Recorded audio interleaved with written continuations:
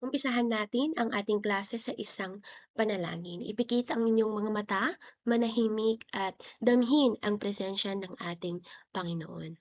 Panginoon, pinupuri at pinapasalamatan ka po namin sa araw na ito at sa pagkakataong matuto. Gabayan niyo po kami sa aming talakayan upang maunawaan at magamit po namin ito ng tama. Ingatan mo rin po kami sa lahat at ilayo po kami sa kapahamakan. Amen. Ayan, narito ang mga alituntunin natin sa loob ng klase o habang kayo ay nakikinig sa ating talakayan. Una, syempre makinig. Pangalawa, tumingin. Pangatlo, magsulat. At pang-apat, manahimik. Ngayong araw, sisimulan natin ang Aralin 3 na pinamagatang yaman ng pagkatao, gintong puso. Ayan. Kapag narinig natin ang salitang yaman, ano agad ang pumapasok sa isip ninyo? Salapi ba, ginto, malaking bahay o maraming ari-arian? Ayan. Ngunit ang tanong natin sa araling ito dapat, ang tunay bang yaman ng isang tao ay nasusukat lamang sa mga bagay na kanyang pag-aari? May mga bagay na hindi natin nahahawakan o kaya naman nabibili natin ngunit maaaring higit na mahalaga, tulad ng pag-ibig, pananampalataya, kabutihan, at mabuting pagkatao. Kaya naman sa buong aralin natin ito, pagninilayan natin kung bakit maaaring maging higit na mahalaga ang isang ginintoang puso, mabuting puso, kaysa sa material na ginto.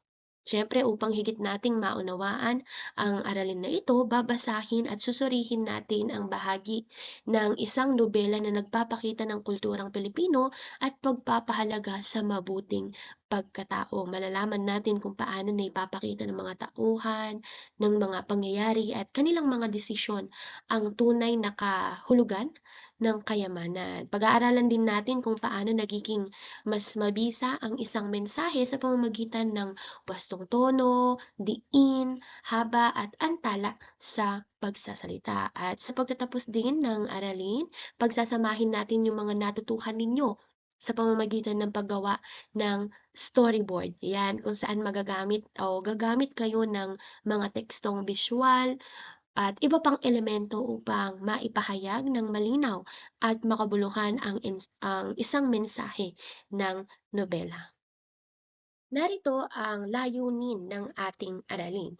Sa pagtatapos ng aralin, ang mga mag-aaral ay inaasahang una, na ilalarawan ang katangian ng nobela bilang isang akdang pampanitikan. Pangalawa, na ihahambing ang nobela at maikling kwento. So sa pagtatalakay natin, tatalakayin natin ang pagkakaiba ng nobela at maikling kwento. Pangatlo naman, natutukoy ang mga katangian ng nobela sa ang ginto sa makiling. At pang-apat, nakapagbibigay ng hinuha gamit ang technique na foreshadowing. Narito ang unang paksang tatalakayin natin. Una, mga katangian ng nobela at ang nobelang Ang Ginto sa Makiling ni Macario Pineda. Ayan, dito gagamitin natin bilang halimbawa ang akdang Ginto sa Makiling ni Macario Pineda. Sa ating nakaraang pagbabasa, ayan, nagbasa nga ba ang 9 Socrates at 9 Descartes? Di ba ginawa natin ang isang aktibidad online at nakilala natin sina Edong, si Doro, si Sanang, si Maria Makiling at Urduha. Nakita rin natin ang kanilang mga paglalakbay, mga naging suliranin at mahalagang karanasan sa mahiwagang bundok Makiling. Nagawa nyo nga ba ang aktibidad? Sige. Ngayon naman, susuriin natin kung bakit may ituturing na isang nobela ang akdang ito at kung paano naiiba ang nobela sa maikling kwento. Ayan, habang nagtatalakay tayo, gusto ko lang mag-iwan ng isang katanungan sa inyo. Kung bibigyan ka ng pagpipilian, alin ang nais mong basahin?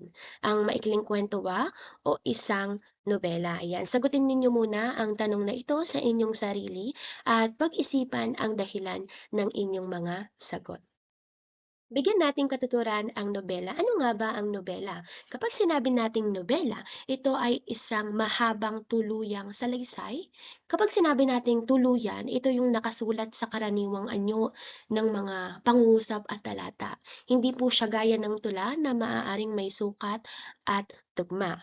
Ang isang nobela ay maaaring ganap na katang-isip. Ayan, kapag sinabi nating katang-isip, ito ay bunga ng ating imagination ng may akda o ng mga manunulat at hindi kailangang totoong pangyayari sa tunay na buhay. Ayan, maaari rin itong batay sa tunay na pangyayari, mga tao, lugar o kalagayan sa lipunan. Sa ganitong paraan kasi nagagamit ng may akda ang nobela upang maipakita niya ang mga karanasan, mga suliranin, paniniwala at pagpapahalagang umiiral sa isang panahon o sa isang lipunan. Kaya bagamat may mga tauhan at pangyayaring likha lamang, ayan, katang-isip lamang, maaari pa ring maglaman ang nobela ng mga katotohanang sumasalamin sa totoong buhay. Dito nagiging makabuluhan ang nobela dahil hindi lamang ito nagbibigay aliw, kundi maaari rin itong magbigay ng aral, magmulat ng mga suliranin ng lipunan at mag-udyok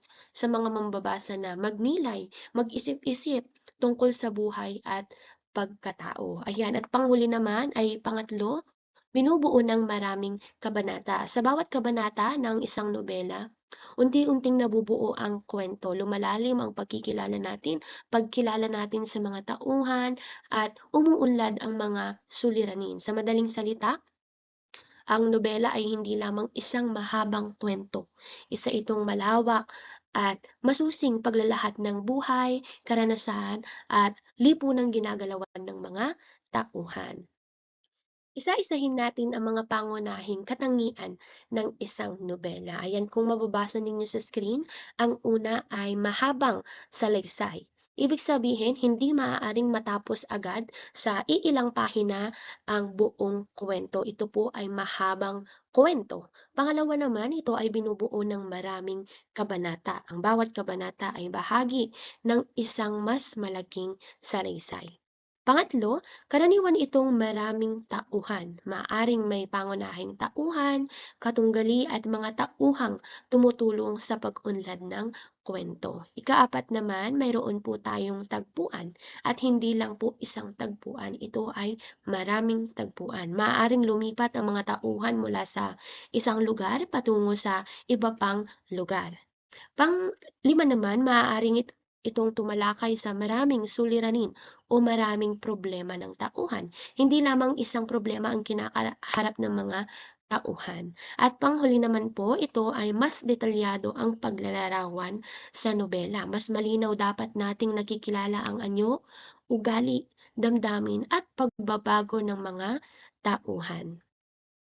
Ngayon ay paghahambingin natin ang nobela at maikling kwento. Ayan, kung nakikita ninyo, ang nobela ay mahaba, samantalang ang maikling kwento ay mas maikli at maaaring matapos sa isang upuan. Ang nobela ay binubuo ng maraming kabanata, samantalang ang maikling kwento naman ay karaniwang isang tuloy-tuloy na salaysay. Mas marami ring tauhan ang sa nobela, samantalang sa maikling kwento, limitado lamang ang bilang ng mga tauhan upang mapanatiling nakatuon lamang ang salaysay sa isang pangyayari o suliranin. Sa nobela, maaaring maraming suliranin ang magkakaugnay. Sa maikling kwento, umiikot lamang ang pangyayari sa isang pangunahing suliranin. Marami rin ang tagpuan ng nobela at mas mahaba ang panahong sinasaklaw nito. Samantalang ang maikling kwento, maaaring mangyari lamang po sa loob ng isang araw, ilang oras o maikling panahon. Ngunit tatandaan natin, hindi ibig sabihin na mas mahusay ang nobela. Maraming oras na inilaan ang nobela kaysa sa maikling kwento, magkaiba lamang po sila ng lawak na ekstruktura at paraan ng pagsasalaysay. Ayon kay Pineda, ang mga nobela noong mga taong 1960 hanggang 1970 o 1960 hanggang 1970 ay karaniwang tumatalakay sa tunay na kalagayan ng buhay. Makikita natin rito ang mga tema o mga paksang isinusulat ng mga manunulat. Kabilang dyan ang kahirapan, buhay ng mga mayayaman, pang-aapi, karahasan, kapangyarihan at panghuli realidad ng lipunan.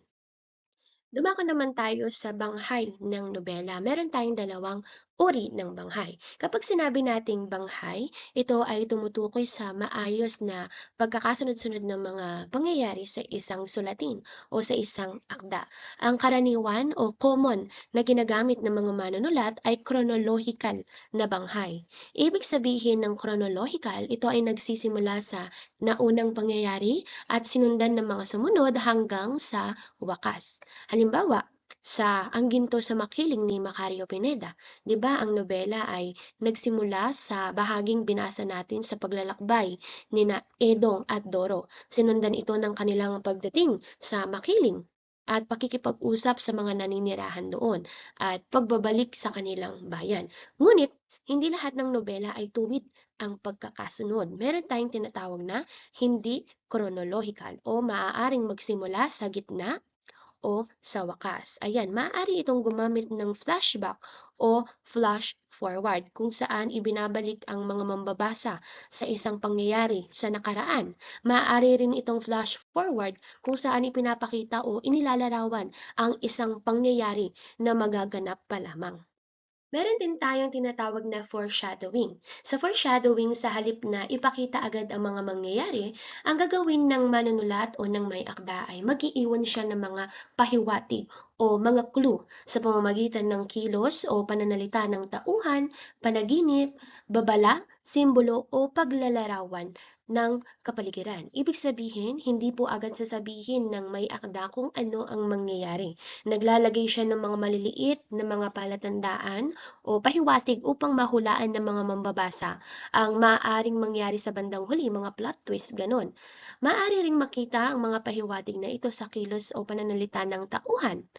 Yan, sa mga nasabi ko. Halimbawa, kung sa kwento o sa simula ng kwento ay palaging binabanggit na madilim ang langit, malakas ang hangin, at tila may mga masamang mangyayari, maaaring pahiwatig na ito na may darating na suliranin o panganib sa mga tauhan. Kaya bilang mambabasa, kapag dumating na ang pangyayari sa bandang huli o sa wakas ng kwento, 'di ba, meron tayong mga moment na maiisip at masasabi natin na, may pahiwatig na pala rito noong una.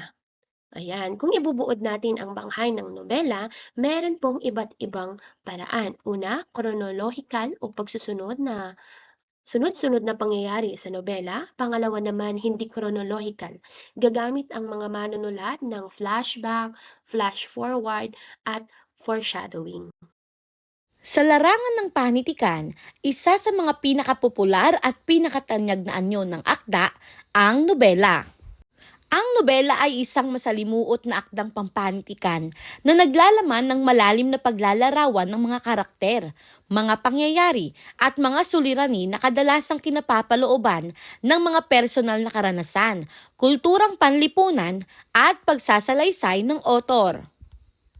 Sa pagsusulat ng nobela, binibigyang daan ng manunulat ang malawak na espasyo upang maipakita ang kanyang mga saloobin, pagtingin sa mundo at ang mga ideya at damdamin ng mga tauhan sa kanyang kwento. Ang nobela ay hindi lamang isang simpleng kwento. Ito ay isang malawak at kumpletong akda na mayroong masalimuot na plot, mahalagang mga tauhan at mga tema na kadalasang hinahabi sa pamamagitan ng magkahalong pag-i-imagine, pananaliksik at pagsusuri ng manunulat. Ang nobela ay isang anyo ng panitikan na nagbibigay daan sa mga manunulat na gamitin ang kanilang mga imahinasyon at talento upang lumikha ng mga komprehensibong akda na maaaring maging salamin ng lipunan, ng kultura o ng mga personal na karanasan.